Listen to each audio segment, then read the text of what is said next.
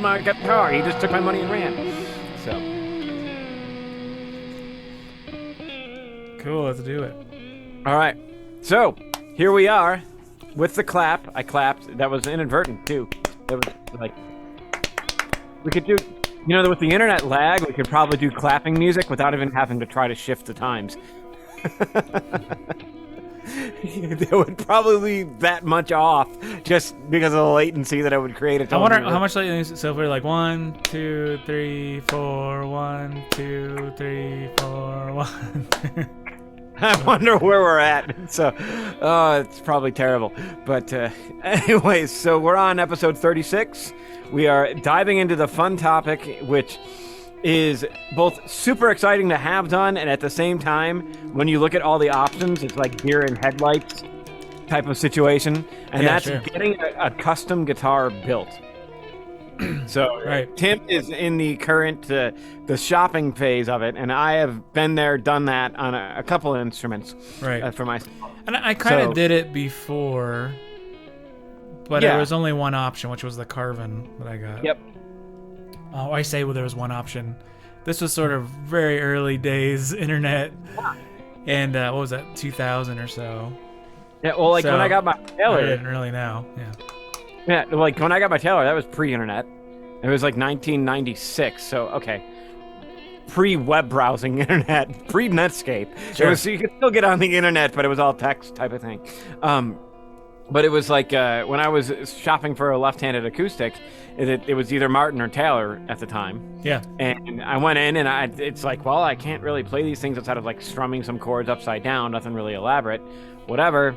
And I looked at the prices, and they were comparable prices for roughly the same models, and then I was like, all right, well, let's order this one. And then Martin came back with a 10% upcharge on everything left-handed. Yeah. And I was like, well, what about Taylor? Taylor doesn't charge any upcharge. I'll go with the Taylor then. I was like, clearly, I was like, why would I give you an extra 10% when I can do something comparable? Especially since you're going in blind in a way when you're ordering something. Yeah, left-handed or custom period. Yeah, I guess it's custom period, but like in one sense with left-handed models of anything, it's always blind. But I got a really nice Taylor. Yeah. So out of that, and that was like my big acoustic guitar purchase, which I think I paid like $1,500. Right. In $1996, which is crazy to say. It makes me feel old to see that there was that much inflationary difference. Yeah, and what are they now, like 3,000? No, the same model is $4,500. Damn. Yeah, that's what I said. I was like, really? For a Taylor? It's like, don't get me wrong. I love my guitar. I would not pay $4,500 for that guitar. No way. Sure. Now that I know that. Yeah, especially when you can get, like we talked about earlier, you could get a custom one, like a real custom one. Exactly. Thanks to the wonders of the internet and that type of easier accessibility to finding different luthiers and builders, and not bigger ones. Like, I remember I ordered my Taylor and I got it, and like 6 months later I was at some hole-in-the-wall guitar shop outside of Rochester. I was going to visit my brother in Oswego or something. I don't know where. I was just traveling with a buddy of mine that was another guitar player. We were going to Rochester, and they had Breedloves there. Yeah. And I was like, good God, if I would have seen these things before I got a Taylor, I would have totally bought a Breedlove. It was the same price point, Sure. For that. I was like, God dang it, I just had no idea. It's funny. So I have the Carvin I have, which I was looking to see if it was down here, but it's upstairs. It's Koa, and it's Koa body and a flame Koa top. And the reason that I did that is because we had Breedloves in the store that I was working at. And they had some Koa ones, and they sounded amazing, and they were stunning. Mm-hmm. And I was like, okay, well, if this is going to be the guitar that I get known for or something, like, I want it to look like this thing, And I love the way that it looks. But yeah, I remember looking at the Koa ones, but that was just like getting way now you really can't get Koa like any. No. It's so much more expensive. I think it was like $100 more or something at the time. It really wasn't that crazy. Yep. That is exactly the way that it went. It went from like, Koa's like not that much more expensive, and then like 5 years into it, Koa got crazy. Yeah, crazy. So anyways, like the Taylor experience was definitely a blind order outside of, strumming some stuff Sure. at a store. And then the Breed Love was Like we talked, left-handed. "Ah." Like pretty much every guitar in here was completely blind ordered. Yeah, same thing with all of There's mine. only one guitar I've ever bought that wasn't a blind order. Was it the Eastman? It was the Is that Eastman because I went down the Southpaw Guitars Yeah, and tried it. yeah. Yeah. It's the only one. Yeah, that I can't I can't imagine that experience. Like, I know. You figure that's the same experience that like every right-handed guitar player has. Every time they go to a Yeah. music store, they're like, "Oh, let me just try some of these things out," and then maybe they find one or they didn't. But Yeah, for us, it's kind of like, well, okay, there's nothing. All right, well, there's a I'll just- Squire that's been sitting there and hasn't been set up in 7 years. Yeah. exactly. But the now, like, I'll talk about my experience ordering my Thames, and then we can talk about like where you're at right now. Because when I jumped into school with for classical guitar, I had the beater Yamaha, and was basically seeing like, am I really going to dive into this thing or not? Yeah. And looking at the price points on classicals was definitely more of a sticker shock than it was for anything else, because it was like, a student model guitar was $1,000 to $2,000, maybe $2,500 would Yeah. be like the high end for a student model. And then after that, 3,000 plus was your concert ones, and usually the good ones started at 5,500 and went up from there. Sure. And that was like, oh my lord, that's Right. like American dollars, holy cow. So anyways, like, as I was going through this, and the nice thing was at the time is that there was this guy that would go to the different music schools that had like tons of classical guitars and just bring them in and you could try them. And he had like some of them that were flipped over, for me to try out. And I tried them and it just wasn't love. It was just kind of like, it's nice. I appreciate you flipping the strings, but I don't really like the guitar. It's like not doing anything for me. And Sure. so Not for like, $6,000. Yeah. yeah, exactly. And I was like, that I'm not going to take a guitar that's 6K with flipped strings. Like, I can't see the utility with Yeah. that. Right. Plus, they are built different. Like, there's bass support. Yeah. With inside of it. Yeah. Right. Sure. Classical for sure. And so it basically came down to checking out all these different builders and pricing stuff out. You had Humphrey and what was the other big guy at the time? It starts with an R. I'm all the classical guys are screaming at me right now through the podcast because I can't remember it. He just recently passed. Ruck, that's it. There was Rucks. There's everything. There's Barnett was a maker. There was he still is. And there was all these different options of different ones that I could do. My teacher happened to be acquaintances with Michael Thames, and he's like, "Hey, you should just check out the Thames guitars, And then a lot of the students in the studio, like, ordered Thames and had Thames, and the canon, quote unquote, like firing canon, not musical form, or Star Wars biblical religious canon thing, whatever. Anyways, I'm losing my Or Dune, right? Yeah, go ahead. Yeah, or Dune. But the canon, as we dubbed it, was this 630-inch scale Thames that was just ridiculously loud. Like, it was Say that again. What was the first part you said? 630. What? 630. What does that mean?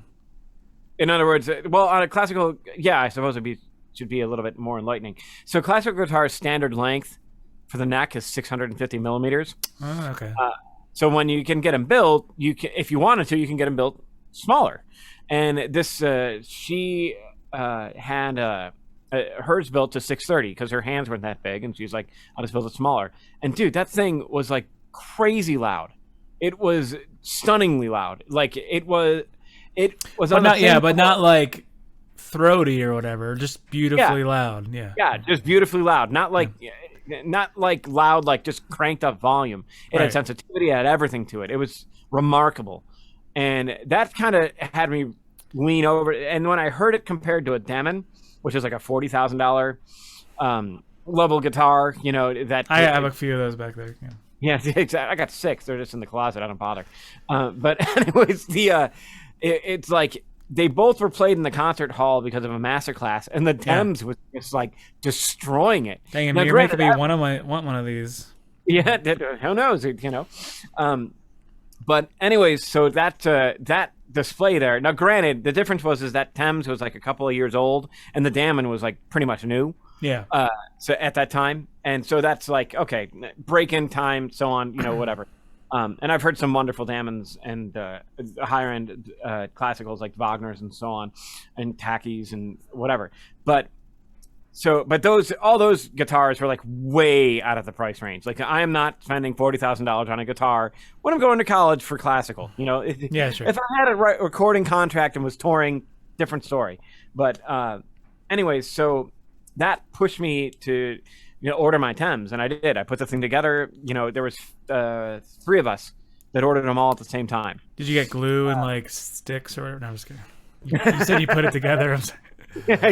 Oh yeah, I mean no, I put it together like what I wanted in terms of like a top and sides and so on. And I originally ordered it with a 650 millimeter scale because that was like the standard. Yeah. And then my buddy who ordered at the same time, he's like, "Oh, I got mine 640," and he had bigger hands than I did. And I'm like, "Dude, your hands are bigger than mine. Why the hell would you do it 6? There's no point in you going 640. It's not that hard." And he's like, "Why make it harder?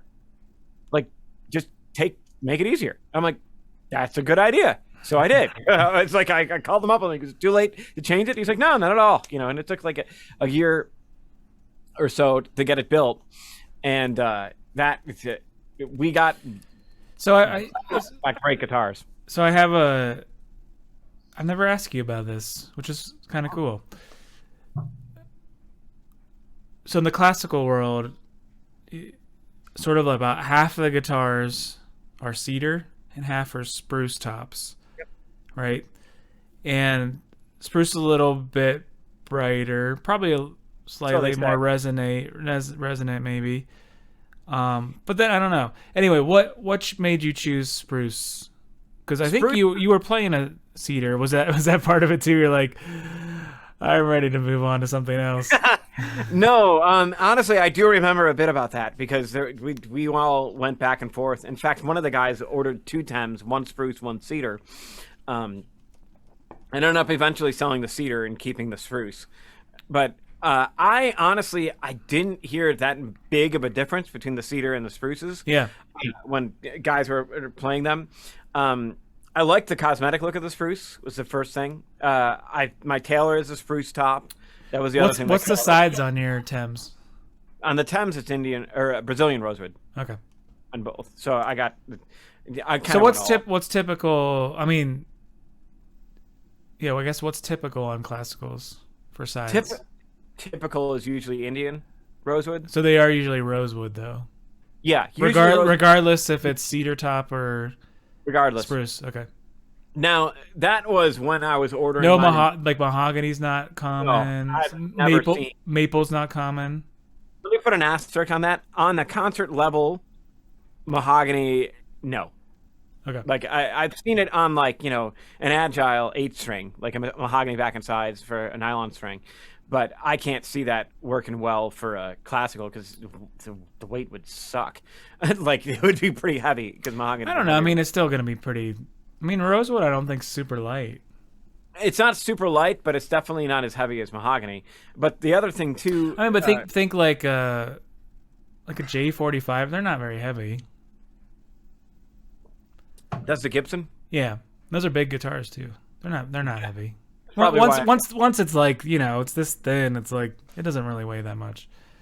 I'll give anyway, you that. I was just curious. Yeah. No, it's a good question because a lot of the other, I guess you could, well, they were exotic at the time, like Coca-Cola and Babinga and all these other new African tone woods that were coming out to the fore because of the shift away from Brazil. Mainly, the environmental laws regarding the trees and the rainforest in Brazil happened. Brazilian rosewood just dried up. Like nobody was getting it because they had to wait for the farms to catch up.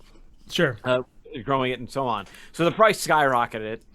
And the availability shrank. It was a triple thing, a triple hit with it. It was just extraordinarily tough to get, super expensive, and then you had to navigate all the environmental. So that actually answers another question I had, which is, so like as I'm looking, and a lot of the builders for like archtops and stuff, they got access to like old wood, right? I'm trying to remember which builder it was. The guy that, but they bought like they gave it to them or they bought it like who 30 or 40 who had old. wood from like 50 years ago, 60 years ago, and it was already old, and now they have it, and so it's like this, it's like the ultimate wood in a lot of ways, right? Because the wood, like we talked about PRS last week, but it's like the resins have to be hard or whatever. They're all dried out. Yeah. Yeah. So I was gonna ask if you had looked at that at all with how old's the wood that you have? Because you just mentioned like, oh, there's new trees, so new trees is probably not better in a way, right? So it's like you have to get sort of older wood. See, now here's one of the big things that is kind of it's a diminishing returns on guitars, because everybody like prizes these 1940s Martins as being like these incredible instruments, and they are collectors' items just because of the age. But that doesn't necessarily mean that they're great sounding guitars anymore. Like there's things where it's like usually you get like 10 years is your peak for an acoustic instrument, and then it kind of just levels. It doesn't grow anymore. It kind of just stops where it's at, and it can start to decline. Which do you think that's true or not? Have you tried any vintagey guitars? The only thing vintage, before I got my Thames, I was borrowing somebody's old Martin 1960s. I'm thinking about this. This is a 67 Gretsch Corvette. Yeah. Yep. And like the wood on here is different than every guitar I have. Oh yeah, it's mahogany, and it's really light, by the way. You gotta drive that point home. But like light Keeler. It is light. And it has a certain like. You can tell it's dry, like if that makes sense. No, like, that makes sense. There's a vibe about it. Yeah. And I should really set it up nice, but I don't know. Like I guess when I see this thing, in the way that it feels in my hands, in the way that it vibrates, like I don't really get like the neck, the way it resonates. I know you can't really hear it, but I can hear it. It just sounds like it sounds good. It sounds like it's resonant and like old. Like there's a quality about it that I don't know that I've ever seen a newer guitar replicate. Yeah, anyway, I didn't mean to harp on it, but no, I don't think you're harping on it at all. It's a good question and point. That's what they say about. That's the reason why, like the 60s Strats. Yeah, why do like the 60s and 50s Les Pauls and Strats, like why are they magical? And it's because that was the point where they were still using old wood, but then they ran out around like the early 60s sometime. Or like I would say like Gibson and Fender ran out at least. Yeah. And then they started using new wood and they weren't really as good. Right? Now, when we talked about Paul Reed Smith last week, and he was talking about how he figured out, like they've been figuring out for years how to like dry the wood the right way so you can get that resonance or whatever. And perhaps if I had Paul here and he was like, here, check this out. This will be just like that Gretsch. Just check this out. Like, knock on it. You'll be able to hear the difference. Mm-hmm. And then even like the K line, this guitar is super resonant, which I've demonstrated on here before. Yeah. I can tell the body is somewhat similar to that, and but he was really picky about those woods, or the wood that he used. Right, the neck. A little bit too, actually. And this is the only other guitar I've personally played with that has a similar vibe in that respect. I would, and that's the problem. Like I noticed with the Carvins, they play really nice, but they don't have that vibe. I don't know. It's like it's a thing. You No, can really hear it. Like you just knock on the wood and you're like, okay, there's something different about this wood when I knock on it. I didn't mean to sidetrack too much, but it's an interesting thing. Like when you're, this is where my head is right now as I'm looking at like stuff. I'm like, gosh, maybe it's worth paying the extra for that, because I feel like I have evidence that the old wood is good. Yeah. All right, we're gonna turn this off now. Thanks, guys. Bye. You tip your waitress on the way out. But you bring up a good point about like the old wood and the dryness factor, because that's one of the things that like Thames builds his in the middle of the desert, New Mexico. Sure. Like he's like, you don't have to it's worry already about dry. Like by the time it hits its shop. Exactly. He's like, I just let it sit outside for like, I don't know, 2 days. Yeah. That's one of the things that he said. He's like, you don't have to worry about humidifying my guitars. In fact, I would, and he might correct me when he gets onto the podcast, but he's like, yeah, I would watch the humidity in it, because like I have none. And it's going to like, if I was sending it to Florida, I'd put silica gel packets in the thing, just to kind of compensate, because it goes to an extremely humid environment versus where I'm from. And, there's advantages to that, obviously, of like, I don't have to worry about it really cracking that much, but there's disadvantages of that, of the chance of the wood warping because of the crazy humidity shift. Like with the Thames, when mine got soaked when I was traveling on a specific airline that I'll be nice and not name, got literally I had to put it underneath the plane. I was playing my brother-in-law's wedding, or stepbrother's wedding. God, I get all that confused. Stepbrother's wedding. Say it was your brother-in-law. Wasn't that be your sister's wedding? Yeah, the sister that I don't have. Yeah, that one. That's what I came up with. I'm like, wait a minute. Stepbrother. So I was playing his wedding, and on the way back, I was like the last person on the plane because I was flying standby, and they wouldn't even let me try to put it above. They're like, it's got to go underneath. Yeah, like we're already packed. Yeah, and I'm like, all right, fine. So I did that, and it was like a torrential downpour there in my layover in New York, I think it was, and in Cleveland. It was just downpouring. So I get the guitar comes off the conveyor belt. I open the thing up the case, and there's a puddle in the guitar. Like, because it wasn't laid upright in the case, it was laid topside down. So the lip was just taking in all the water. If it was the other way around, it would have been fine. But it's some guy in the thing. So, dude, I almost got arrested. I was like furious. I lost my stuff. The threat of arrest calmed me down, but for good reason. It was like my undergrad and my collegiate career, my music career, and everything else were riding on this instrument. And here it is with a puddle in it, and the top was warped, like ridges. I was like, what in the... I'm getting heated, just the memories. It's been 10 years at least, but I still just oh man, that suck. Yeah, dude, I lost my shit. That's the only way to put it. I just went absolutely berserk, and the threatening of arrest and putting me into a room and sitting me down kind of got me to calm down. And then I called Thames, and he's like, listen, I'll take a look at it, but this is what I want you to do. Open the case up. Put a lot of rice in there. Almost. He's like, open it up. Fill it with rice.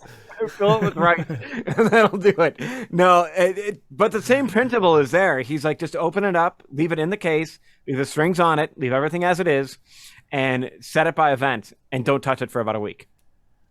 And over the course of that week, I mean, the puddle I dumped out, whatever, because obviously.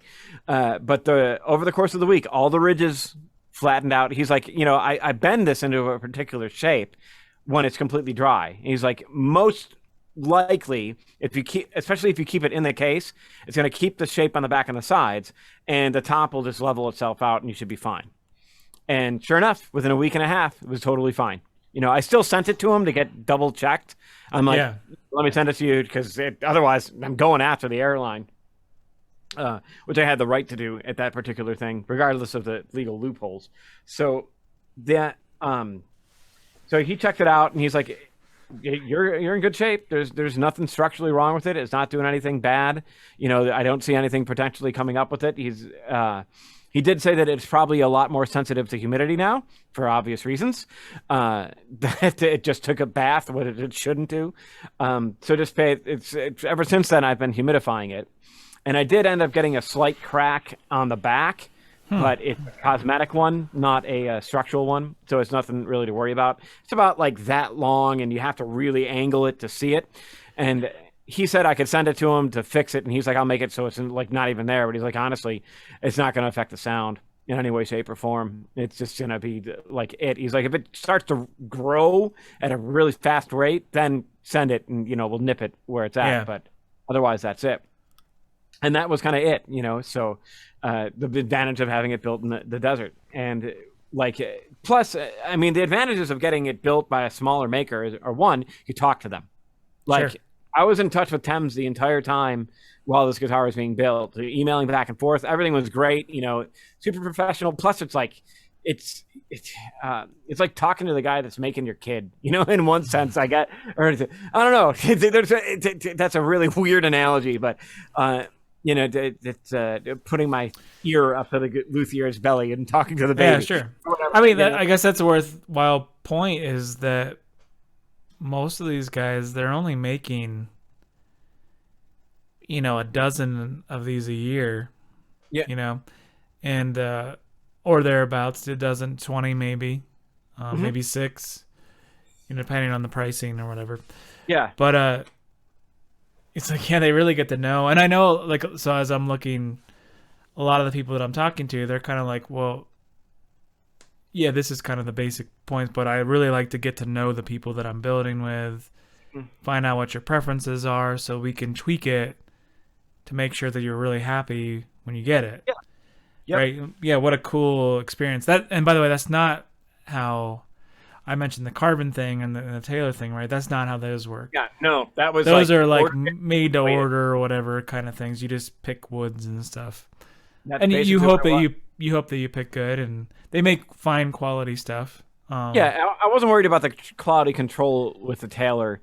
Yeah. That much. I knew what I was getting and where it was going to come in at. Like when I was dropping like $6,500, my attention was much more than it was on the Taylor. Whether or not it was $1,996 is not the point. $6,500 is a lot of money, and so without, well, you can go into details if you want. So knowing you back then, and then knowing whatever, I'm imagining there's a lot, and then I guess this is kind of where I am because I've never really had like a real arch top, and this is one of the things I'm looking at least, and it's like. Sometimes I'm like, I don't even know what to ask for, right? I know what I want, like, from a high level. Like, I like more woody sounding guitars, and I like super resonant guitars that are very dynamic and loud and blah, blah, blah. But in terms of like, well, and I know that I like wider necks, and I like flatter fingerboards mostly. So there's certain things I do know, but there's a lot of stuff I don't necessarily know. So I'm wondering with how you built that, is there things you would ask for different next time around? Now, and I guess what I'm saying is, I know we were both pretty early in our classical guitar world at the time that you ordered that. And you've obviously gone zillions of times farther than I did. But I wouldn't have known what to order at that time. I would have just anything would have been better than what I had in a lot of ways. Exactly. Yeah. So it's like, well, is there things that you would have picked you think different, or if you would do another one, are you like, oh, maybe I would go with the cedar top, or maybe I wish the fretboard was slightly longer, shorter, wider. I wish the frets were taller, shorter. I wish blah blah blah blah. Whatever it was. Yeah, I think in terms of the options, I didn't know exactly how much in detail I could get. Like, I just figured I'd order the standard size neck, and that was it. That's the big thing that, out of all the things that I customized, that was the big thing that was like I was really gunning for. Once I found out you could do that, it's like, wait a minute, it comes in pints? I'm going to get one. It was. I didn't realize I could shrink the size of the neck because my hands are a little bit bigger than average, but not huge. Sure. So, and I can play in a 650, and obviously I was, but as soon as my buddy with bigger hands was like, "Yeah, why make it harder?" I'm like, the shout out to Stephen Sloan on that one, but it was like, why the heck? That's a brilliant point. So it whoop, went over, and it's like, hey, let's make it shorter. And in retrospect, I'd go even smaller. I'd do a 630.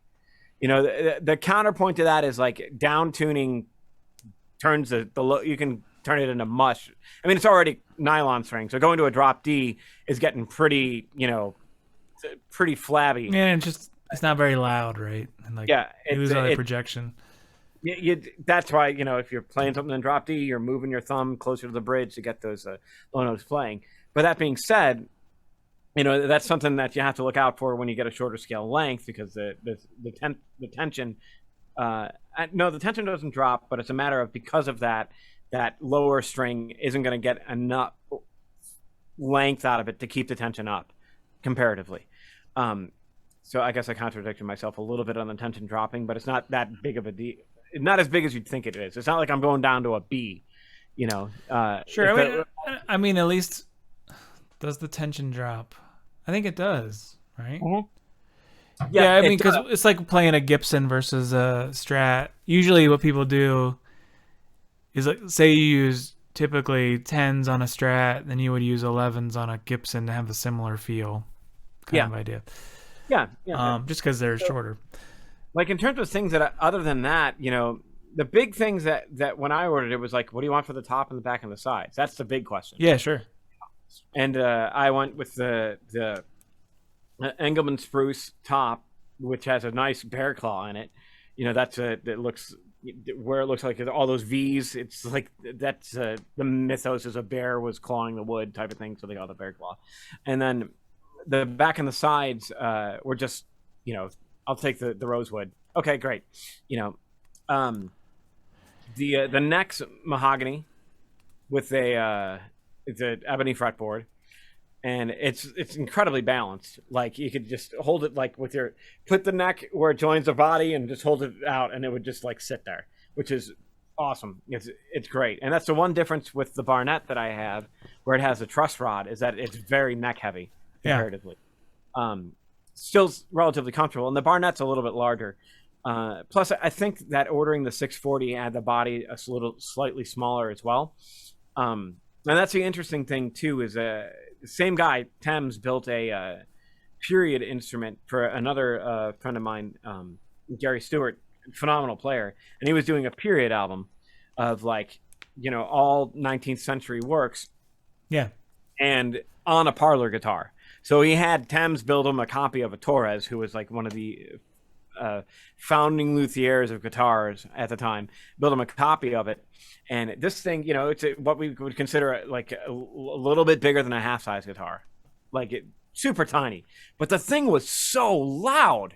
Like, I did all the engineering work on the album, and we were recording in this church in the middle of downtown Barberton, and I was just like, this is crazy. I would never, ever expect that guitar to fill the room as much as it did. And it was gigantic. And I mean, he had no fingernails. Like, he was doing it completely that style. No fingernails, would dip his fingers in olive oil before he would pluck, just to make sure that the strings, he would play off the strings. And he got full gut strings. So it was remarkable how loud it was from what I was expecting. That, and just on another quick side note, the timbre of it was closer to a piano than it was to a guitar. Sure. Like, it was the lack of nails made it so much softer in terms of like harshness, but also fuller. Right, like you got some weird harmonics or something happening. Yeah, exactly. It was very odd. I remember just sitting there looking at it, being like, "That shouldn't sound like that." I wouldn't expect that, but it sounded phenomenal. It was great. It was just like looking at a guitar and hearing what was coming out. You were like, "What is going on?" What was that Paul Reed Smith thing on his TED Talk? He's like, I've tried some of these like famous guitars. Yeah. And he's like, a few of them, you strum it and you're like, what? Like, how is this sound like this? Like, this doesn't seem even possible. Like, there's magic in this guitar. Like, how does it sound like that? if I can be a little bit apocryphal in the sense of like I'm not sure if this is exactly what Thames and everybody was talking about, but at the like saying they were talking about the Torres. It's like whatever they did with the bracing or something like that back then just made it boom. Like it's crazy how loud I can't get over it. Like it's louder than mine right now, and that's not knocking the quality of mine. It's just saying that like that Sure. one was such a responsive instrument. It was crazy. I know we were talking the Murray Kuhn guitars, and I Yeah. know we found it pretty interesting because you go to his website. He's one of those people like some of the Luthiers, right, are trying all kinds of weird, crazy stuff. Some use like carbon fiber so they can make the top like thinner or whatever, and yeah, and there was one that was like more like it sounded like a grand piano like kind of thing. Yep. And I think we were both looking at that like, ooh, that's exactly what I want. You know? Yeah, exactly. It's like, yeah, I find that stuff really interesting. Like, how did they build it? Like, different things, because obviously some guitars are louder than others, and guitar is a pain because it's so quiet. You know. Yeah, it's just, and I say that to all my students. They're like, "It's not that loud," and I'm like, "It's not gonna be loud. Like, you're never gonna get." I'm like, "Listen, you can spend 15 grand on an acoustic guitar, and that flute player is gonna drown you out Sure. with their little thing they bought from the corner music store. Right. $30 on Amazon, right? It's just the nature of the instrument. That's it. That's it. You can't really, you can't fight that thing.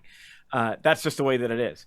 But you can get pretty stinking. You can push it so that it's going to be clear at everything, and that's kind of like where you get to a point with these high-end instruments. You know, if you're spending $30K on a Wagner, you're going to get an instrument where, like, I remember seeing Steve Aaron play his Wagner with an accordion player, like doing a duet, and I'm like, "Are you Mike, Steve?" He's like, "No." I'm like, "Oh, we're never gonna hear you. Forget it. You're playing against an accordion. That's not gonna happen." But sure as hell, dude, that guitar easily held a tone, and he was playing fourth fret harmonics.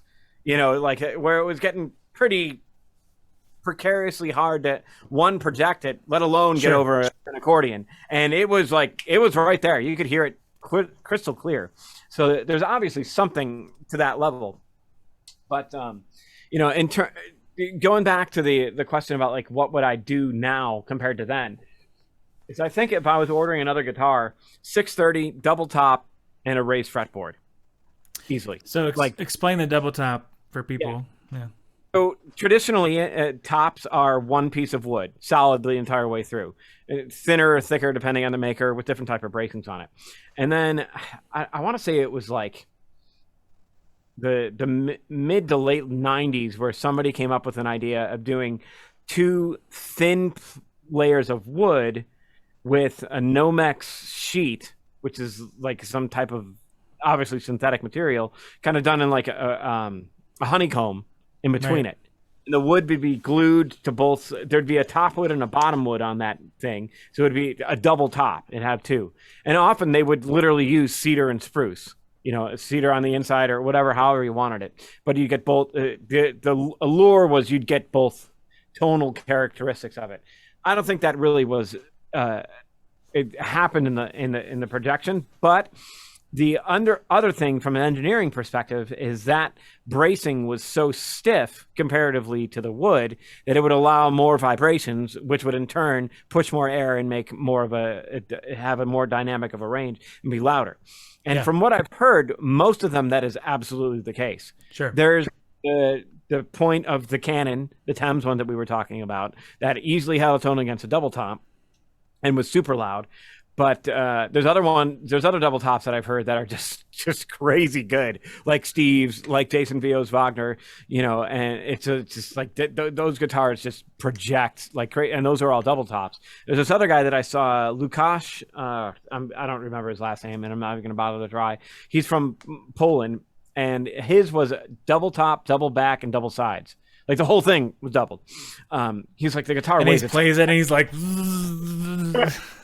He just sits there and shakes, for a while. Done playing, or is he still shaking? Yeah. That guitar sounds fantastic, but he's like, it weighs an absolute ton. And double top and well, double tops are notoriously sensitive to any type of contact, like because the wood is much much thinner than it would be on a regular You guitar. mean stuff like your arms resting on it?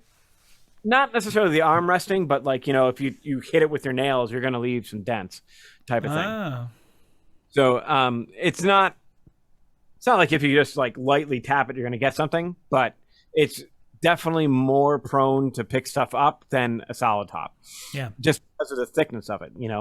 It and the level of indentation. So like I'd want one because of the protection factor is the big thing. It's like if it can protect louder, great. The raised fingerboard and the classical world is, generally our fingerboard is exactly flush the entire way, and including where it meets the body. There's not like a huge difference. It's basically the neck wood. Like the ebony layer is the same the entire way across. And when it hits the body, it just kind of like rests above it, and that's it. There's this thing in that I don't remember who came up with it exactly, but they angle the top of the guitar so that it is lower at the neck joint, so that you have literally the fingerboard is like a half inch to 3/4 of an inch off of the soundboard. Yeah. That's how the Eastman I have is. Yeah.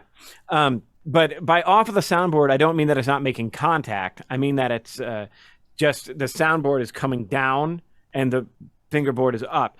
And there's a lot of advantages to that because, one, easier access to the higher frets. Like the classical guitar neck makes contact at the 12th fret, which makes anything about the 12th fret a little bit more tricky to play. Sure.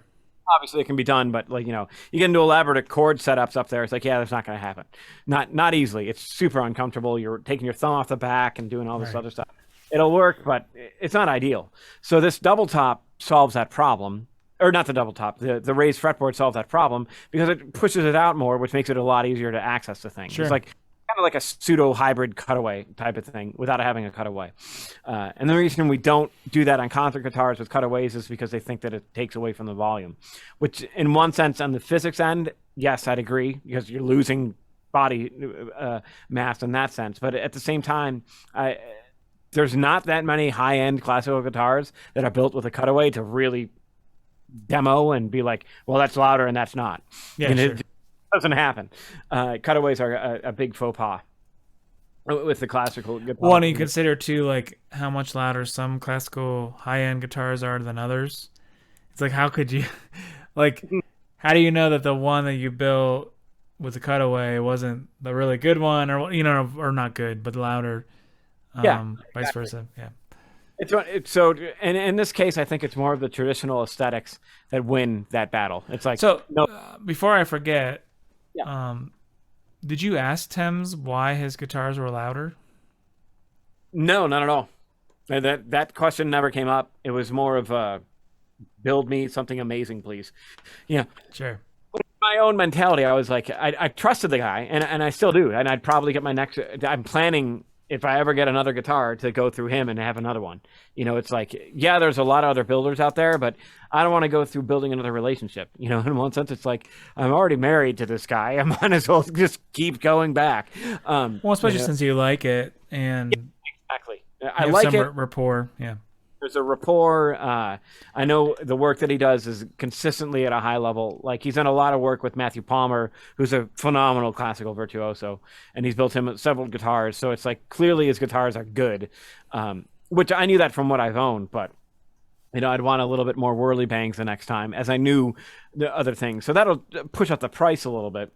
And Thames also has. Does he do double tops? Yeah, he does do double tops. In fact, he did like he's now got a CNC machine, and he's taking a lot of the stuff that he's learned by hand and done that into the programming aspect of it. And it's particularly on the double tops because he's not buying the Nomex sheets. He's carving it out of another wood, using that CNC machine to just kind of like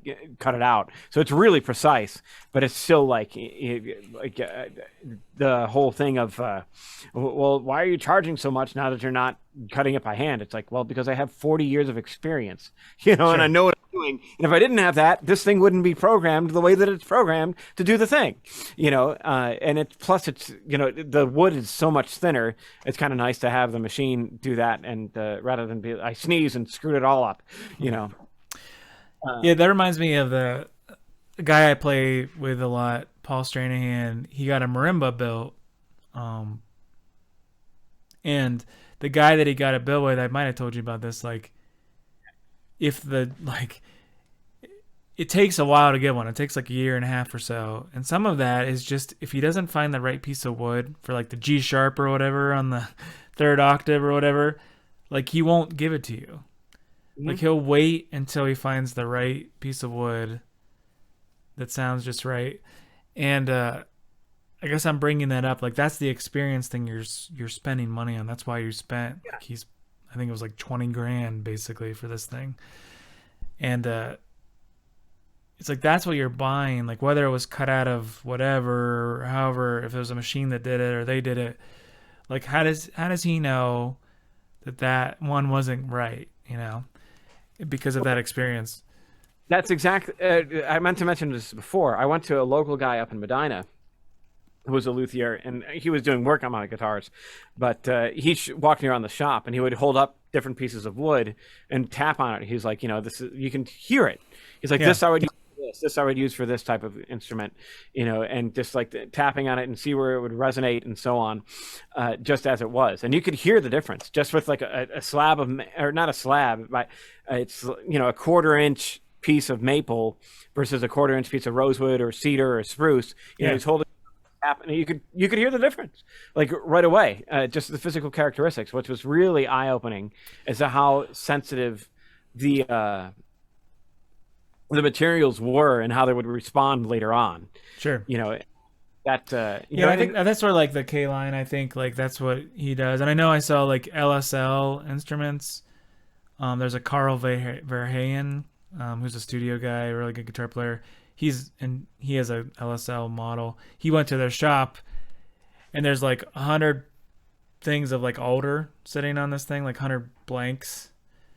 And the guy's like, he's like, yeah, he did the same thing, kind of like knocking on it. And he's like, I'll check that out, see how resonant it is or whatever. And then he's like, yeah, we're gonna actually throw out the rest. like he's like, we get a thing of like 100 of these or whatever, and like one of them's good. Yeah. One of them's good enough for us, basically. There's a difference. Yeah. Whereas a mass manufacturer would be like, all these are guitars. Yeah, right. We'll make all these. Yeah.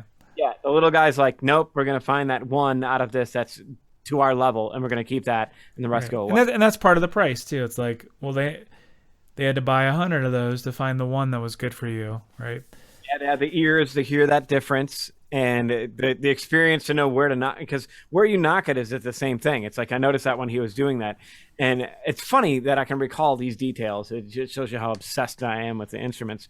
It's like it wasn't like random. It was like he always hit the same 4 spots. You hold up another one, the same 4 spots, another one, the same 4 spots, type of thing. And that consistency kind of shows where that's going to go.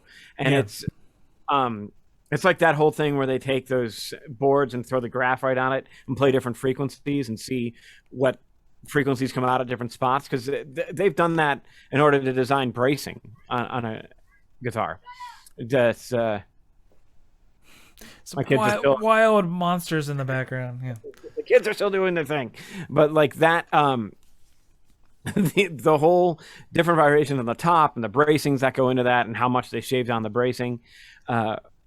And all that factors into how good the instrument's going to be in the long run, and that takes time. You don't want some guy slapping out the bracing like in an hour, and you're like, oh yeah, I just had a little spare time. There it is, it's done. It's like, no, you want the guy that's going to take like 3 days to carve one brace type of thing, and is constantly tapping on it and seeing what's going to be ideal for the response on the wood that he's got there. And all those things go into it. So it's like, I'm glad I don't have to worry about that. I just trust the guy that's got the experience behind it. And what's interesting is like my guitar is like smack dab in the middle of Tim's numbers of guitars that he's built. So it's like, I'm like 571. He said that he's like over 1,100 now. So it's just like, dang, that's a lot of guitars. Yeah, you think about what you've learned too, right? Yep. Yeah, the amount of knowledge that you've put in from day one to like where you're at now, it's like that's insane.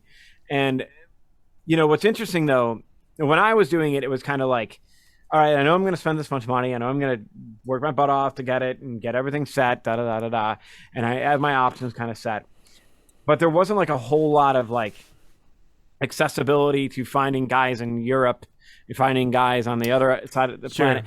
We're kind of running into now. So I think like in one sense, my decision was a little bit easier because I didn't have so many different options. It was just going to be like this, and done. Like, but in your case, you're searching for an electric. It's like, do you want a semi-hollow?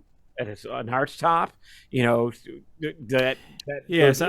I guess at least I know I want a real full hollow. But yeah, like you said, like there's builders in the U.S., builders in Europe, builders in South Africa, or wherever else, in Japan, and yet now they're easy to get to, and there's enough knowledge like on the internet or whatever to get a general sense for whether they're good or not, and actually it's kind of hard to find any that are bad in a way, right? Like, and I don't know if that's good. That might be a bad thing too. And the more I think about it, because kind of like, yeah, so if you spend 20 grand on a guitar, let's just say, like, and you still have it, and you didn't try to like give it back, then you have to justify like, oh, this is the greatest thing that's ever existed, right? Like that would be just your way of rationalizing why you just spent 20 grand on a guitar. Yeah. But saying that, yeah, I think I've honed into like a lot of the builders, at least in relative price range, that I would be okay with. I think the other thing is that, just real quick, with that thing on the internet making it seem like all these guitars are phenomenal and the ease of accessibility, the counterpoint to that is that also if the guy was building garbage guitars, you'd know. That's a fair point. Yeah, it would be like it was one of the things that I found out when I was like, some of my students at the college desperately need guitar work done on their instruments. It's like, this needs a setup. You're playing. I mean, seriously, the action's this high. You need, and I'm like, I drive an hour and a half, so it's not like I know the area really relatively well to be like, oh yeah, go take it to this place. Sure. Like I know a guy in Massillon, or Mansfield, and it's like I know a guy there that I would always take my guitars to, but that's 45 minutes from you. It's like it's a half. I literally, if I'm gonna get an hour and a half from me, yeah. It's like he's like the halfway point between me and the college. So I'm like, I usually drive and drop it off to him on my way in and then go home, whatever. But so while we were looking through, it's like, well, there's this guitar shop in the middle of downtown Mount Vernon, which is like 10 minutes. And I'm like, I can't recommend that they're good or they're not good or they're going to gyp you or whichever. I have no idea. But then again, I go, if there's one thing that anybody will scream about, is if somebody screwed up their guitar.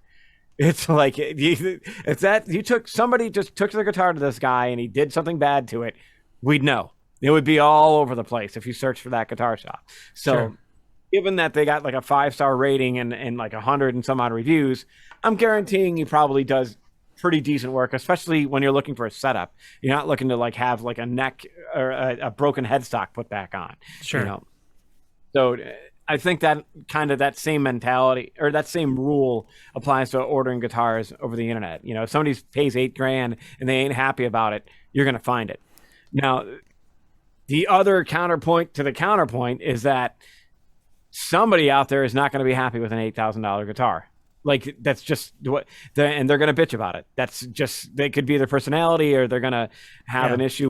And you're going to be, it's like, well, I searched this on the internet and I found all these things. It's like, well, what did you expect? You asked it a question and it gave you the relevant answers to that thing. Is this thing bad? It's going to pull up all the articles of those things that are negative. So you have like those different counterweights, but with the advent of YouTube and being able to hear stuff, is a huge advantage. And that was like when we were talking. I forget the guy that you sent me the link to. That where was he? He was in like some Eastern Bloc country. Oh, Sylvania one, yeah. Yeah, Sylvania. And like those guitars, that was great because the recordings were fantastic. You could tell that they did a mix of like direct and microphone, so you could hear the resonance of the guitar, and it was like, wow, that you could hear each little nuance through each of those different models, and it's like, yeah, Right. that one's more open sounding. This one's a little bit more. The electric part of it is taking prominence over the just the resonant part of it with the woods, and that was like cool. If I played jazz, I'd be all super excited. At least I'll be your And guitar. that's the thing. Like, I know electric guitars get harped on, like, well, it's just the pickups or something like that. But in my experience, is not true. How resonant the guitar is makes a difference in how the pickups pick up stuff. Yeah. If you have pickups like right against the strings, and the guitar's not very resonant, and whatever, like that's mostly just the pickups. But if the pickups are kind of farther away, you tend to get more of a woody sound. You can hear the guitar itself. And I think particularly with arch tops, there's like a richness that's really, you just don't hear it in any other electrics. They don't sound the same. Yeah. And I don't think there's any way to mimic it. Because totally. there's like a deepness to it. Yeah. Yeah. It's like you could if you plugged in like an arch top, you'd hear it right away. You could have all the same electronics, same whatever else. I think you definitely can hear it. Yep. So it makes a difference. So yeah, I guess that's where I'm at with some of those things. Yeah. Searching, it's like, what are the options? Like in one sense, one of the things would be like, what are the must-haves for like your guitar? What are the things that I gotta have this? I gotta have this. I gotta have this. I gotta have this. I don't know. As far they're all like very like fluffy kind of concepts. Okay. Because I'm actually not ridiculously picky about how thick a neck is, or not particularly picky about the fret, how big the frets are, etc. Saying that, I mean, I want it to be extremely well built, so that I get to choose how good the action is or not. If I wanted to take it all the way down, where it was buzzing out everywhere, then I should be able to do that. I feel like these are basics. The neck should be straight and all that stuff, right? The fretwork should be really high quality, really well done, no dead spots. I like the guitar, like anywhere on the fretboard, every note is just as loud as every other note, kind of thing, as much as possible. I prefer a guitar that, one of the things some guitars, and it's kind of like a piano, it's like, say you hit a note, and then you kill the note, right? Now, some guitars just die right then, but other ones kind of like have this like little bit of like, it's like, ding, like it kind of like hangs in the air for a second. So that kind of quality I like. I want it to have that. I'm not intending to use like distortion and things like that either with this particular guitar. So, I don't care that it might like be a little more feedback sensitive, because that's not what it's for. So the things that I want it to be extremely as dynamic as possible. I hope it's very resonant. And, I guess in a lot of ways, I want to be able to rely on whoever the builder is to say those things. I want to say, like, you're the expert. I'm not going to tell you to put, like, Bubinga on there or whatever, because I don't really care what it looks like. Like, I don't... There's certain aesthetics that I do like more than others, but at the end of the day, if it looks relatively plain, but it's resonant, The notes are even. It has a little bit of like almost reverby sustain thing that happens on very resonant guitars. The action's very easy to play. Like, what would you want for a radius?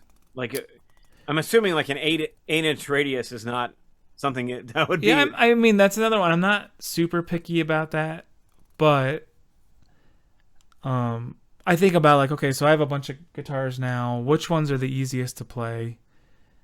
And which ones feel the nicest or whatever. Or I'm like, where am I most at home? You know, and the flatter radiuses are more home for me, so I think I would go that route. Yeah, I'm trying to think. Is there anything? Yeah, I'm curious about things like compound radius. Like, I've never ever looked at that a little bit, but presumably it actually is better. Like, you can actually get better action and blah blah blah blah blah. But I don't think I've ever had a guitar with that, so I don't really have a strong opinion about it. Yeah, the other one's like, do you do something like fan frets? Yeah. Temperament? What's that? Oh, true temperament. True temperament would be pretty interesting, especially on a really resonant guitar. Yeah. There's a compilation video of Johannes Mueller playing the same pieces on regular guitar frets and the true temperament ones, and you can totally hear the difference. Oh yeah. I almost want to say that the true temperament is too calm compared to what we're used to hearing. Yeah, so I know a few people that have them now. I've got friends that have. A lot of them have like Strandbergs and stuff, which you can get with a true temperament if you're right-handed. Yeah. And they're kind of like, it is bad. They really like it, but they're like, you do lose a little bit of like the guitarness of it. Like, there's certain guitar-ish things you're used to hearing. They're gone, you know. But I guess I don't really care about that so much. Yeah, I wouldn't be. Maybe that's easy to say. That's easy to say that I don't care, but I don't think I care. I think it's also a matter of how much our ears are accustomed to it. Like, if a guitarist came out with true temperament from day one, we'd think the straight frets were like horrible. Awful. Yeah, right. Yeah, it would be like, oh, what do you mean you can't play a 4th fret harmonic and then fret the note and have it be in tune? what the heck's your problem? You know, you scrub. Go get a real instrument. Yeah. Whatever. So that I think that is definitely a factor in with it, because that's the one thing that I noticed. It was like especially the BWD 1006 was just like the energy level, even though he's a ferocious player. And the beginning of that is just like magenta, boom, da da da da da. You know, it's got all this energy. The true temperament sounded so much calmer, so much calmer comparatively to the other one. And it had everything to do with just those sense of differences, CENTS, you know, in the notes, made it more cohesive and pleasant to the ear versus the regular frets, where those little bits off kind of like pulled you in a little bit, wanting to hear a resolution in one sentence. So it'd be fun to play on it. Like, I don't know if I'd have to have one sitting that I can compare for a while before I'd be like, yeah, I'm going to get a guitar built exactly with the true temperament. Yeah, sure. Yeah, and I think a lot of the guys don't do it, right? Like, I don't know if Thames does it, but I don't know. Like Strandberg or whatever, they do it, but they just buy those fretboards. Yes, from the true temperament people, right? And they don't. I want to say they don't really care, right? Like, they're just buying the fretboard and they just install fretboard. But a lot of the custom builders, they're really hand carving and hand doing all this stuff. Yeah. So they have their ways of doing it. They're probably not going to use that thing. See, and that's where the catch comes in. It's like, I can't imagine somebody being like, yeah, I'll totally cut those frets for you. Yeah. Like, by hand. It's like, no, that's definitely a CNC machine that's doing the level of precision that you need and consistency to crank those out is definitely not just some dude doing it by hand and following a diagram. You know, My only concerns with those things are like, do they do them in stainless steel yet, or are they still just the nickel frets? I don't know. Because that would wear out really quick, and I mean, not that quick. quick enough, like comparative to a stainless steel. I mean, Sure. I don't know. I mean, that's an interesting. You mentioned stainless steel. Well, like, would I get stainless steel frets? yeah. Um, I'm kind of iffy on that one. I would. I mean, that's I know. I guess half of my friends that play guitar love them, and the other half loathe them to the point they're like the worst things that ever were created. So really. yeah, because they say that it screws up the tone. There's like a pingy sound that you get with them that you can't get rid of, and it's just there. So See, the Taylor has that I ordered. Yeah, and I've never. I mean, I beat the hell out of that thing for a good 15 years, like playing this all the time on it, constantly. And I always thought that I was due for a refret. Like I took it in to get work done recently when I got some cracks repaired, and I'm like, "Does this thing need a refret?" Because I've played the heck out of it. He's like, "I mean, the frets he dressed them, but it didn't need a refret," which I was kind of just like, "Really?" Sure. I mean, I've never got a refret before ever, so Yeah. I guess I haven't worried too much about it. Though I know I need refrets on at least 2 guitars, but I think that would be the other big thing is I would want to try out particular frets, like with the idea of like comparing, like, okay, this is like, whatever, like the 6501 versus the 6401, whatever I can't remember all. Just to sit there and be like, oh, okay, so that's this, and have a frame of reference for what's on my guitar. And I'd be all about like high, thin frets. Yeah. It sounds good in principle, yeah. So you wonder, like, is it good in practice? Yeah, but that's the thing. It's like, well, how the hell do you try that? Not only how the hell do you try that as a right-handed person? Going into a guitar store, you can measure them all and kind of like go with the models and try it out that way.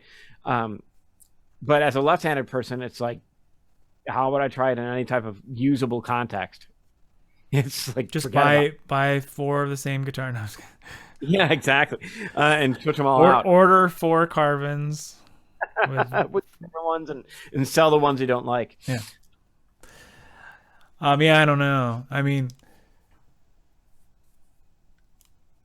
yeah, and that's another thing. I mean, I know personally, like, I do have some guitars with jumbo frets. I have like 2. Most of them have smaller frets, and then like the Gretsch has like super small frets. But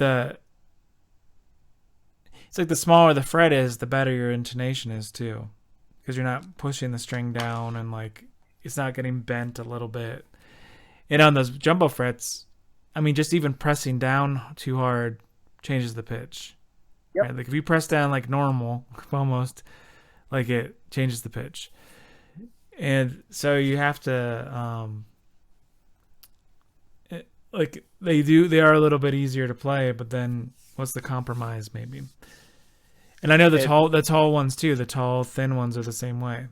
Yeah, you got to watch how much pressure you're putting down on the string. And then scallop fretboard was like that too. Really like that. I never tried it scallop. I never had the chance to play in a scallop fretboard. I think I mentioned before that one of the first guitars I bought was like that. Yeah, Kramer used to make the Focus 2000, I think it was. Maybe it was 1000. You could buy like factory with a scallop fretboard. That would be wild. And that could be something I could see that I would like, because I've been learning to play super light with my hand. So that would be like, oh, look, I can get all these crazy licks without any effort. That would be. There's a really funny interview like Guitar Magazine or somebody did, where it's Yngwie and John McLaughlin, and John's Shock D like acoustic guitar has scallop frets. Okay. And Yngwie's known for having them. And they were like, "Oh, do you like the guitar guys like? So you have these because it's like so much easier to play or whatever?" And they're like, "No, it's not that at all." They're like, the reason we have it is it makes doing vibrato so much better. Like you have so much more control over the vibrato and blah blah blah. So it's pretty interesting, and I say that too. Like I don't remember it being any easier to play with the scallop fretboard.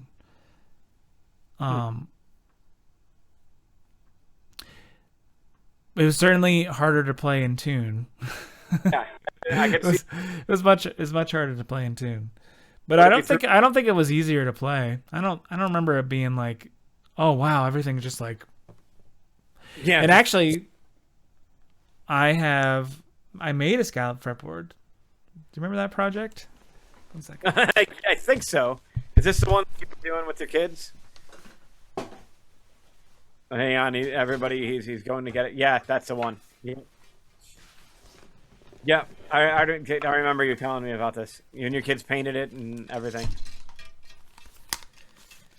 Like, didn't you and your kids play that? Yeah, so my daughters and I kind of messed with this guitar. But if you can see... Oh, yeah, look at that. I scalloped this fretboard. This guitar does not play that well. But... it's funny, this has jumbo frets on it. How they look, too. Jumbo and scalloped. How did you scallop it? This is like $100 guitar. So, not a huge deal if it broke or something. But I had this drill bit thing that was like just the size of the frets. There was a sander, like a sander bit. So I was able to go like right. I taped these up and then I like went in there. Huh. Cool. Yeah. It's a cool looking guitar, right? There is not another one out there like that. Huh? It's actually, cool though. It doesn't really work. I need to all the electronics are just garbage. So and then I'm looking at the actions really high right now. But and somebody didn't cut the strings off the top. Yeah, I was gonna say you're getting all you have to do is do it like a paper clip, man. You don't even need a string cutter. But anyway, yeah, but I mean, I could feel it there though, like for vibrato and stuff, like doing big bends and whatever. It just feels like glass, basically. Get a crazy huge bend out of that. I can see why, Yeah. So in terms of for your search, you have tons of options that you can potentially. Yeah, it's it's almost paralyzing the amount that you could do. Yeah, and so then there's two sides of that too, because there's one guitar I'm looking at, and I'm gonna not use the name yet. Yeah. Which is probably one thing I'm gonna go for, which is not really an archtop. Mm-hmm. But a well-known, respected builder makes pretty unique guitar that, in a lot of ways, maybe suits my thing that I normally do more, or where this sort of like fusion jazz hybrid metal thing or something. But I don't know. So I might do that. Probably more than likely do that, and then kind of hold on the archtop. It's also it's still expensive, but nothing like an archtop price, which are more in the $6,000 to $8,000 range, just to kind of get going. Yeah. And all these places too, they have 12 to 18 month lead time. Yeah, and really that's I don't want to say it's entry level archtop territory in terms of price. These are more this is the player grade. This is real players, real musician grade level. The next tier, the other tiers, just musicians just can't afford them. They're in the 15 to 20 grand range. They're mostly collectors, I think, that buy those. Doesn't mean they're not better. They might actually be better. But unless the people that are buying them are pretty famous and getting a deal on it, so to speak, they're really not player level, like you said, people are like spending like 30 grand on a guitar it's tough. Yeah, So you look at like the Manzers or something like that. Like, would I love to have a Manzer archtop or acoustic? Like, yeah, yeah, I would. And that's like a 3-year wait time probably if she, can even do that. And then Gammon's 10 years. Which one? Gammon. Oh, really? It's like 10-year wait.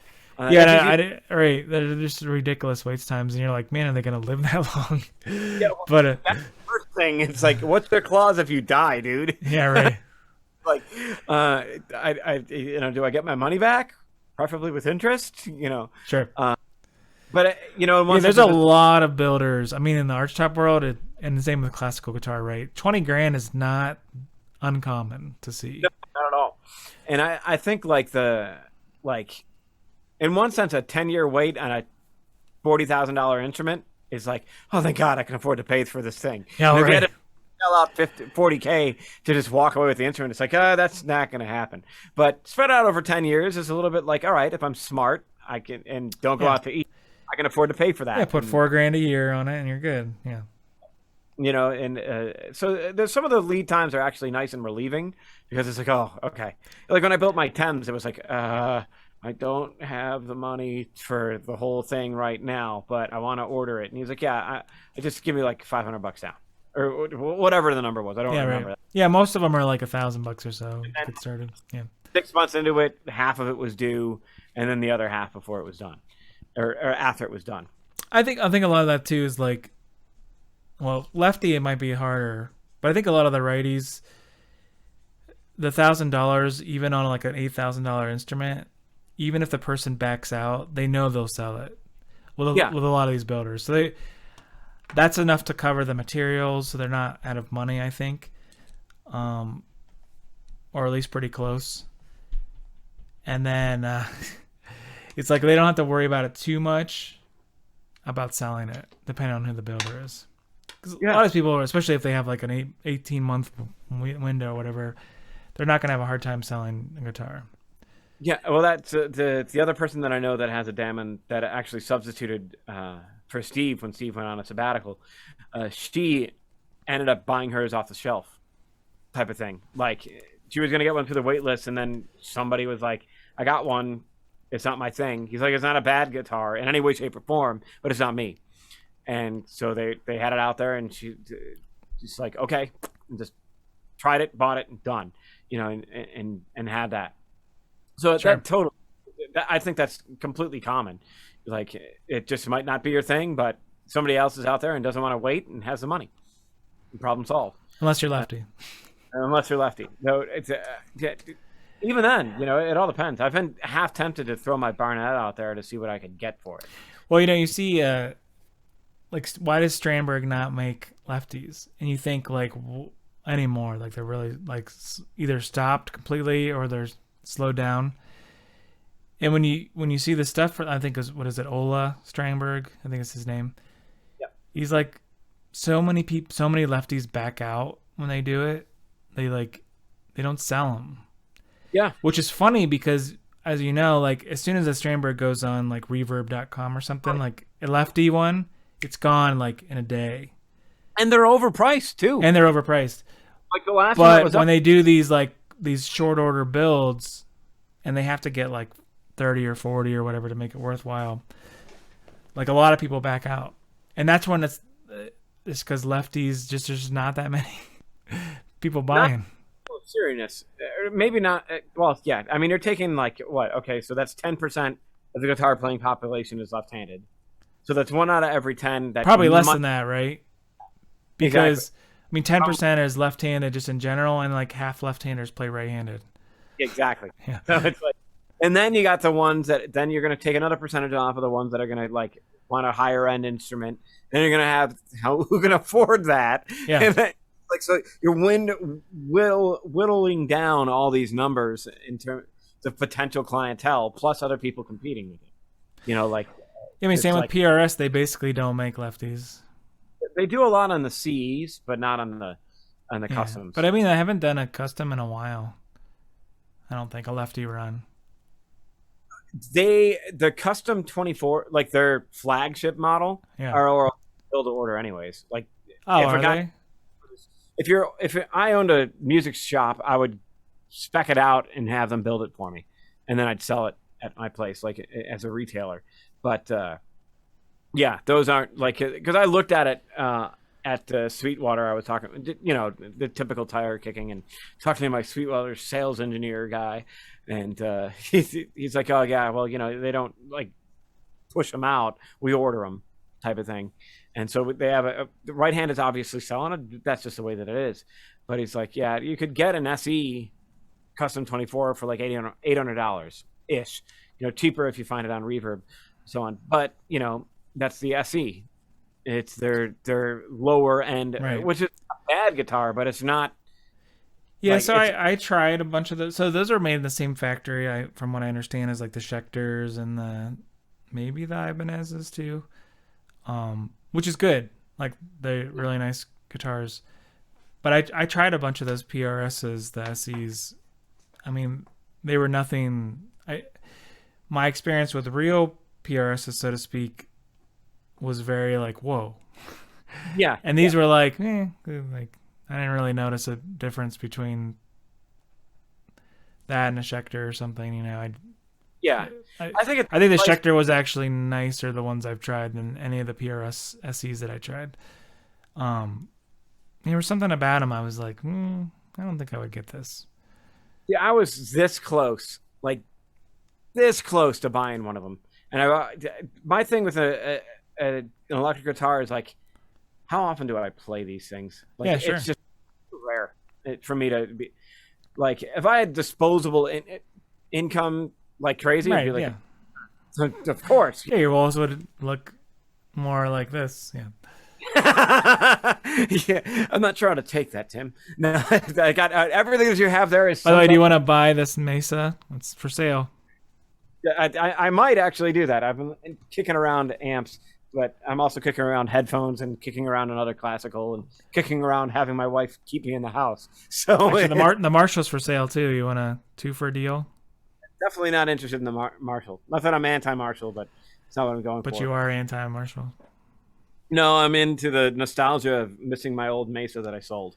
So, and not the one that I recently sold, the Subway Rocket, what's the dual rectifier tremo verb. That was an awesome amp, but it was also like 80 pounds, and carrying it up and down stairs for gigs and or getting back to my apartment was not. I mean, that reminds me. I got recently. I wanted to get a small, like, more jazz combo, so I got a DV Mark Jazz amp, the 12-inch one, and it came this week, and I got a good deal. It was used, and I paid like half as much as they are new. Anyway, I have upstairs. I have my Fender Hot Rod Deluxe. Mm-hmm. I have a Boss Katana, which I really don't like that amp very much, but anyway. And then I have this DV Mark. So I had my daughter come over. I'm like, hey, pick these up. I'm like, start with the Fender.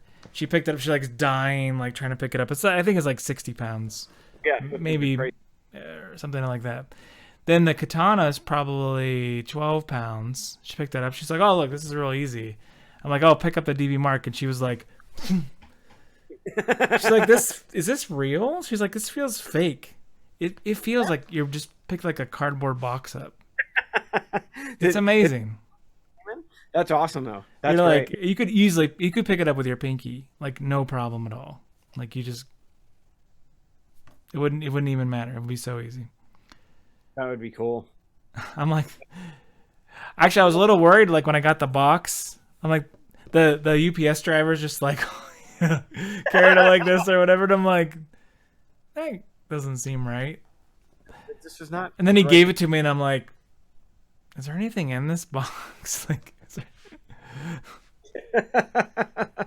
it's like, you might have all the amps and everything else stacked up, but like the guitar case that's sitting in would be what one of those amps would cost, or twice as much as what you paid for the one that you just got. Oh yeah.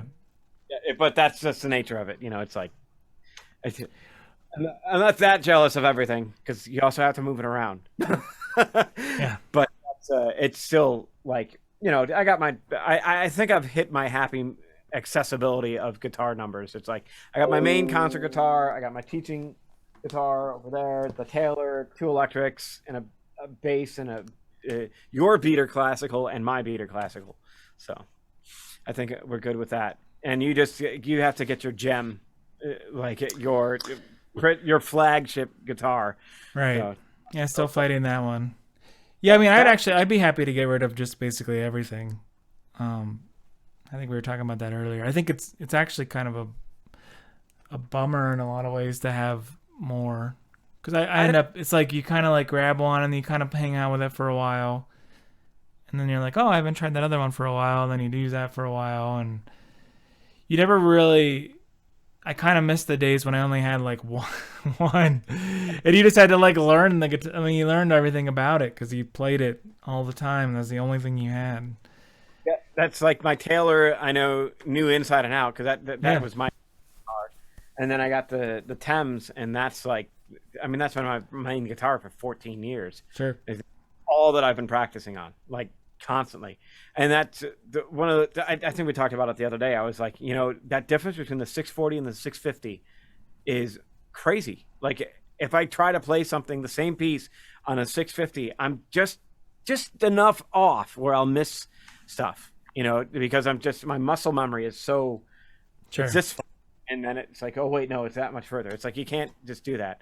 Now, I think some of that's because the classical is pretty unforgiving as well. Like you're gonna Yeah, but it'd probably only take you a couple days, right? And you would readjust. Maybe less. Maybe it only take you an hour or whatever. You need to readjust. But it's about 2 days to feel really confident on it, because when we were on vacation, I took the Barnett, not the Thames, because I didn't want to be panicking about what's up with my guitar all the time. And it took me by the second day, I was pretty acclimated to it. So the funny thing is there are some stretches I definitely couldn't do that I could. The stretches that were like a real stretch on the Thames were like not happening on the Barnett. It's just like, nope. So, but that's something probably if I took 3 weeks of working it out, I could get that reach back, but I'm not going to really push myself on that type of instrument. But all in all, ordering a custom instrument is a hell of a lot of fun. It's even better the smaller the maker. In one sense, the good things about ordering it from a bigger established company is the quality control is going to be within Sure. a small margin. With a smaller Luthier, the less experienced they are, the quality control gets a lot wider.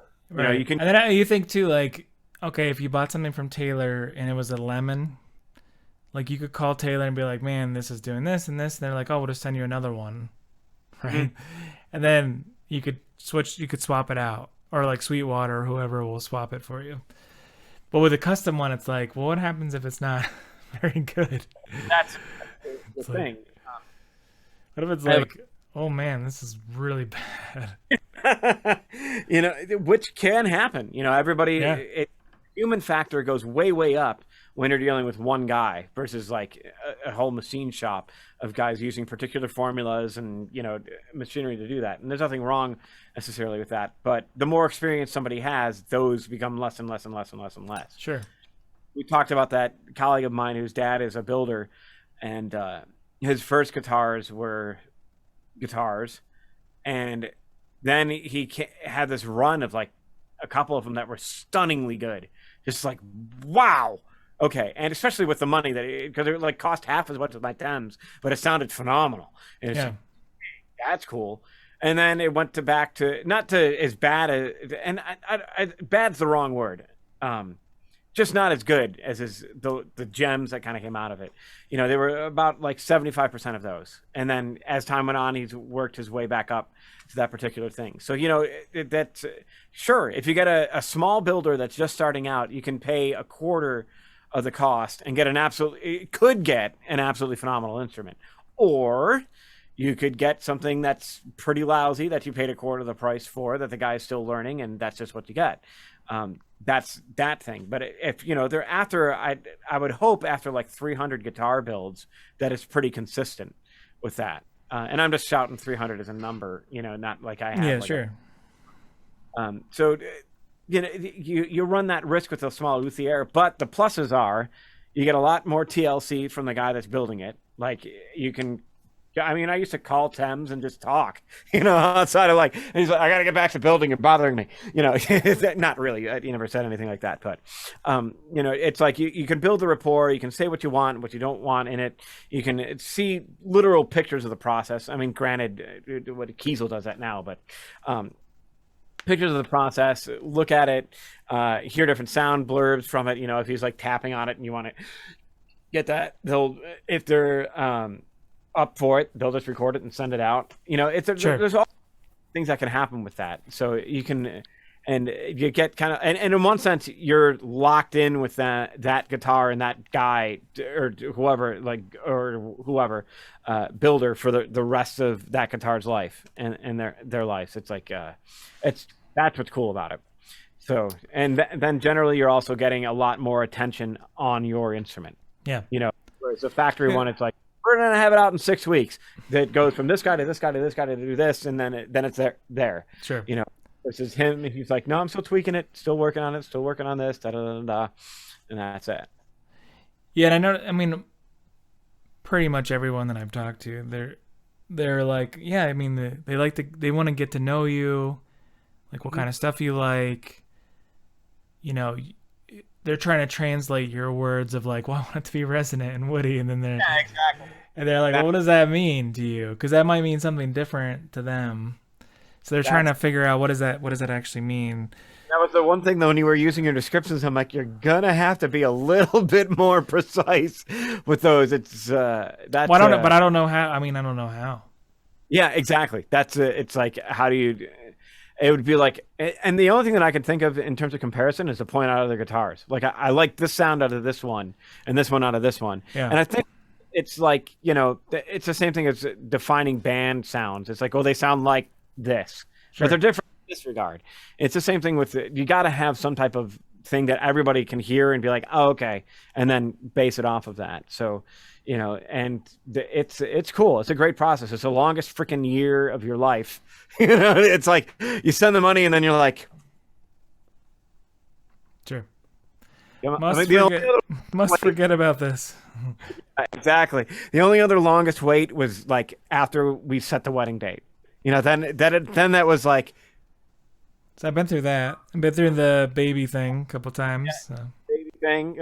Baby thing wasn't that. I mean, it was kind of a wait, but we had the easy waiting. Like our wives had sure. all the hard job. We're just kind of like, can I still drink this beer? Is that okay? So, yeah, it's an interesting thing that I don't like that. Is it coming? When is it coming? And yeah, like I'm wondering when the buyer's remorse comes in. I never had that remorse. I never know. Like, it's like, oh crap, did I order the right thing or whatever? I got the guitar. I had it mailed to a church that I was working for at the time because I wasn't going to be home, and I was in like downtown, and it's like I don't want UPS or DHL or whatever it was dropping it off to just like leave this multi-$1,000 instrument out, or I don't want my roommate to get it. I want it to be me. So I had it sent to the church where the secretary was definitely going to be there. So, I got the phone call, or I was tracking it and got the phone. It was, oh, it's there. It's like stopped everything. It's like, I'm not coming in today. Click. Right. And showed up and picked up the guitar. And that was pretty wild. It's like, how do I get the most out of it? And that was the other thing is like learning to adjust to that type of instrument. And the power that was in it, and I know that sounds really esoteric, but it's there was so much that I didn't know how to access because I was playing on something else for so long. It Sure. didn't have abilities, and so all of a sudden it's like, oh wait, like I can get that loud on this thing. Like if I dig in this way, and okay, like learning all those specifics of what makes that guitar tick, and I think I got it pretty well figured out by now, with that, and what strings work well, how I like the action set on it, where the native fretting hand is, and where I'm putting that type of thing in the fret. You know, I had to retrain for all of that. Sure. But it was great. You know, it's just like I never had buyer's remorse. You know, I didn't like sending the money, but that wasn't buyer's remorse where it was like, oh man, what did I do? It was like, okay, now I just gotta wait. Where is it? Sure. Where is it? Where is it? So that's that. Fun stuff. Cool. Yeah, Fun maybe I'll know more next time we talk. Maybe, you know, if will Tim make a decision by next week? Let's have a poll going. Boom, boom, boom, boom. Awesome. All right. All right. Oh, was I supposed to press record? No, I was good. The ongoing joke. Thank you, Knob Creek, for the jokes. Yes.